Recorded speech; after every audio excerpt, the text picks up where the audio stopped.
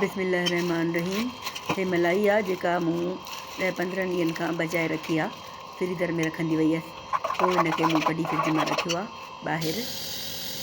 पोइ हिनखे हिकु देॻिड़ी में विझी मां चुल्ह ते रखे हल्को पिघलाईंदमि, यानी गरम थिए, एतिरो गरम जो हुन में आङुर पइजी सघे।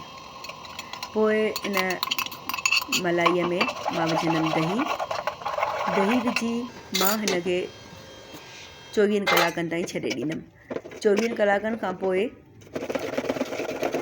दही खटी थी वेंदी, यानी जेका मलाई आहे दही पियल उहा खटी थी वेंदी। उनखे मां विलोड़ींदमि। ॾिसो, विलोड़े पोइ हिन में मां शामिलु कंदमि हल्को गरम पाणी।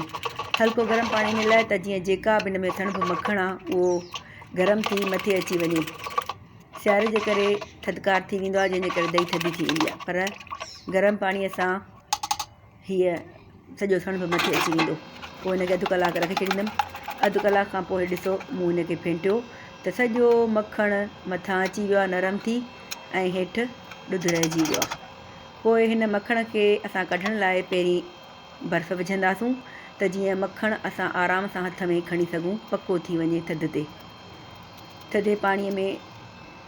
मखण ॾिसो कीअं अची वियो आहे चङी तरह हथ में। हाणे खणी हथनि सां गोल चणा ठाहे सॼो मखण मां ॾुध मां अलॻि करे रखंदमि। हे ॾिसो केतिरो मलाई मां देसी ऐं ख़ुशबूदार मखण निकितो आहे।